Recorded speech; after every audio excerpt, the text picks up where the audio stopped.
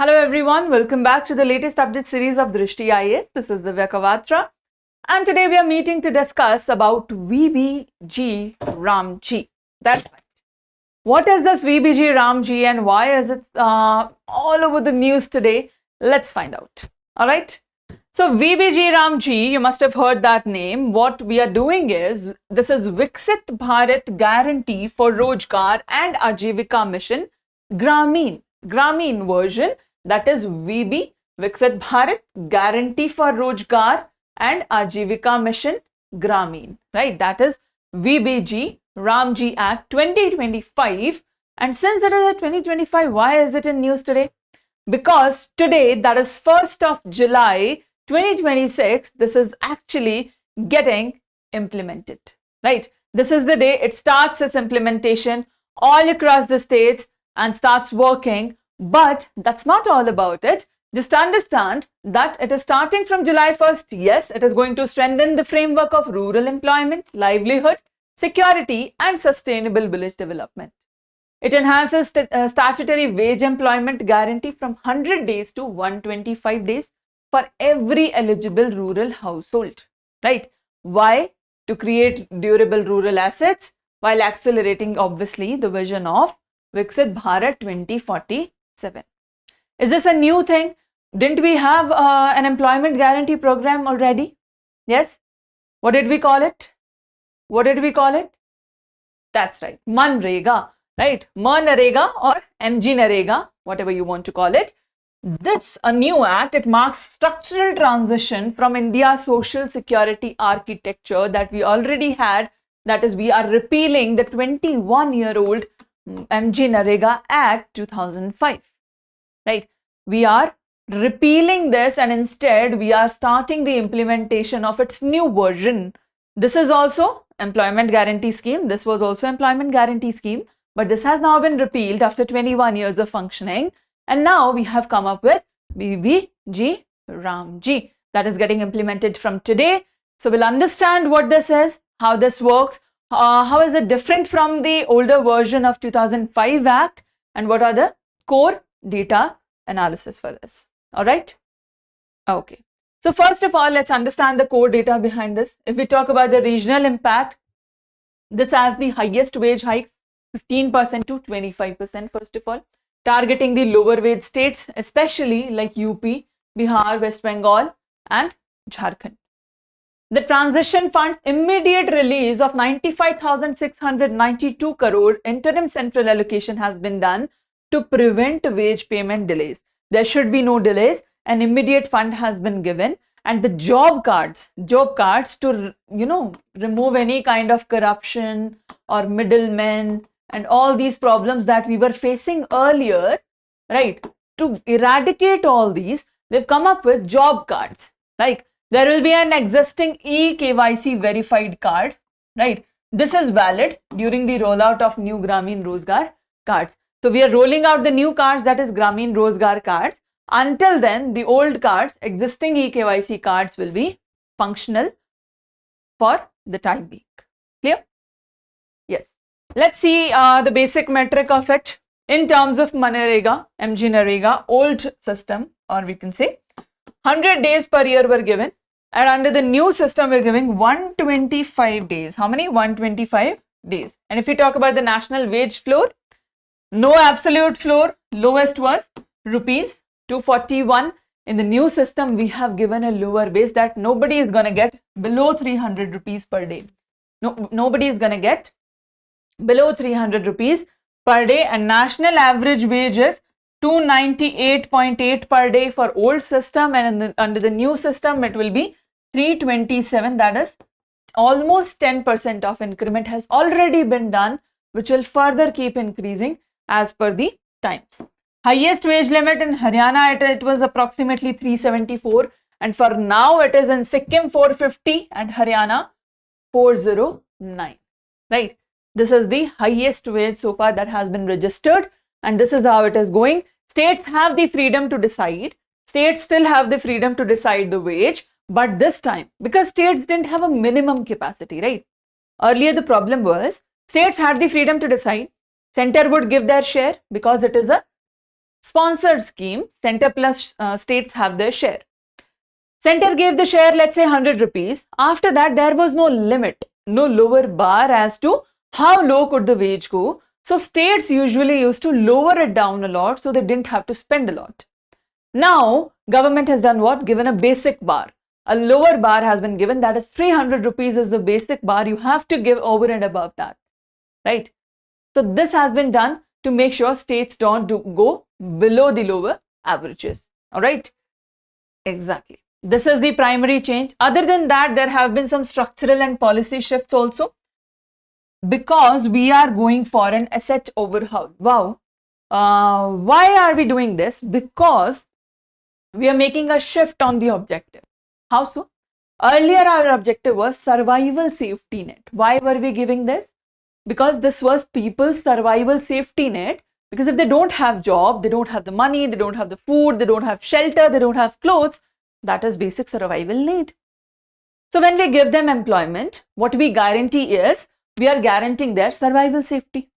This was earlier approach. Now we have changed that. What is the new approach? They were saying that we are building infrastructure and aligning it with Viksit Bharat 2047.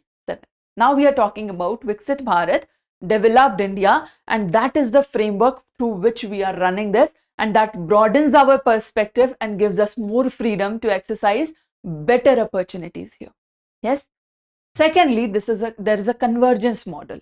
What kind of convergence model? This integrates rural employment. Okay.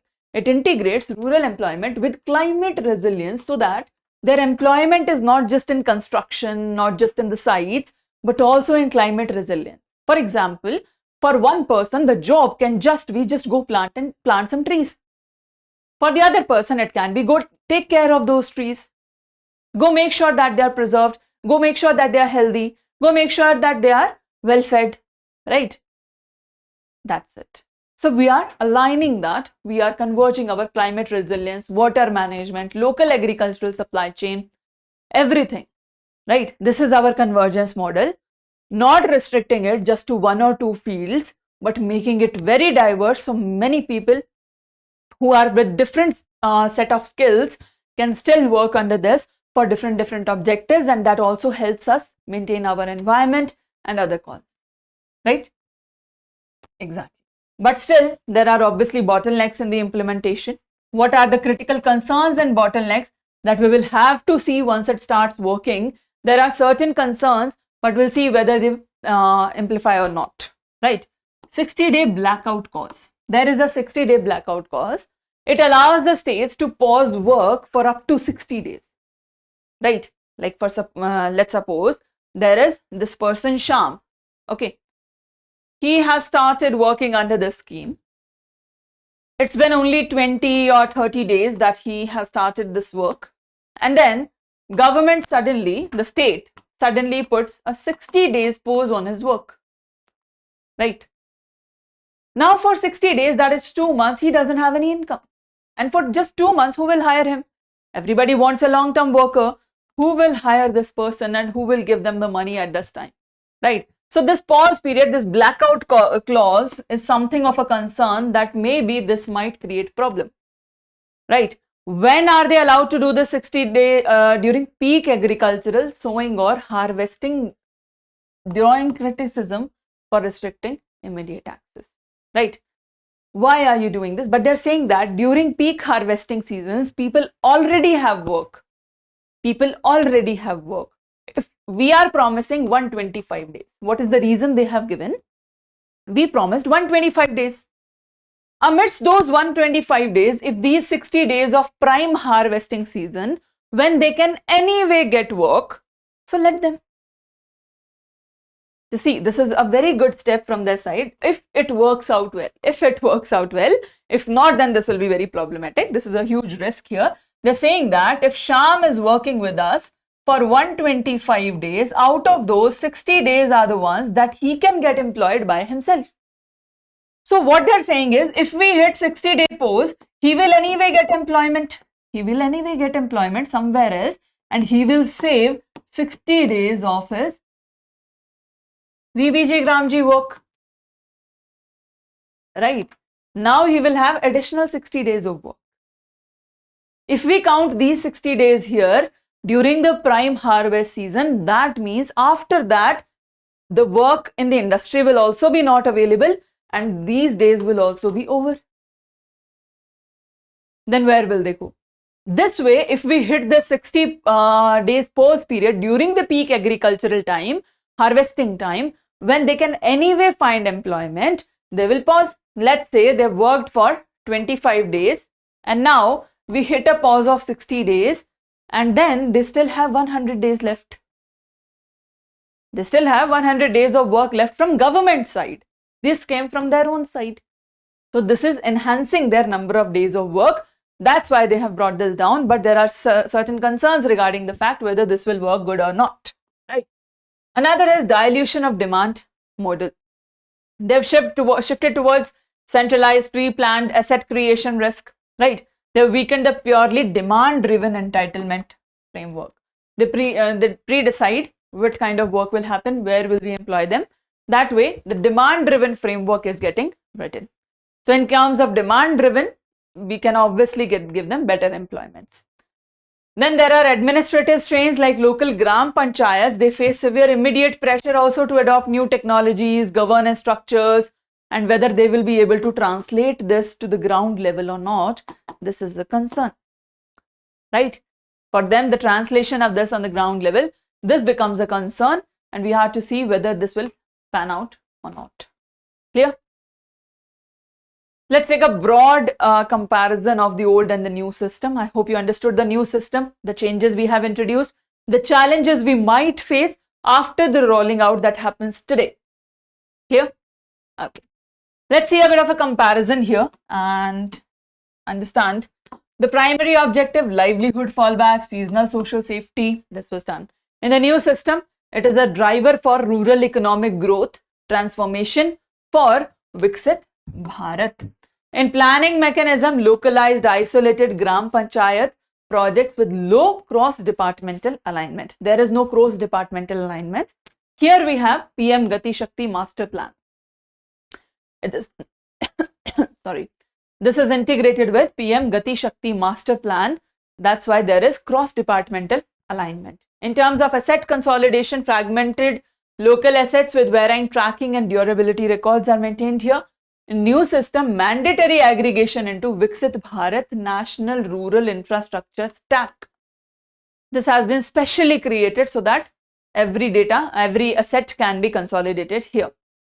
And then in terms of agricultural alignment, continuous year-round demand model. This is a continuous year-round demand model and occasionally conflicted with private farming labor needs. In the new system, 60-day aggregated no work period during the peak to balance rural labor market dynamics. All right. In terms of administrative budget, administrative expenditure ceiling is strictly capped at 6%. In the new system, 9%. Right, explicitly funding institutional capacity. Anti-fraud and oversight, manual audit, basic management information system, simple. Here AI-driven pattern recognition, advanced biometric authentication so that corruption and possibilities of anomaly can be detected. Funding model, reactive demand-based allocation in the old system that led to mid-year fund shortages. And now normative funding structure to ensure high fiscal predictability and steady center state capital flow. This will be like from time to time they'll be releasing the funds so that there's a balance maintained and you don't utilize all the funds altogether. Clear? This is VBG Ramji for you and a comparison with the old system, how we are trying to improvise. We'll see how it pans out. Once the implementation starts, we still have some challenges in mind and we'll have to see how it works. Clear? Exactly. So based on this, we have a question for you. Let us know your answer in the comment section, all right? All right. Give us your answer in the comment section. That's about it. That's about VBG Ramji that you needed to know. And I hope you understood it clearly. All right? Okay. Take care. Thank you. Bye-bye. For more informative content, like, share and subscribe. And do not forget to press the bell icon to get the notifications.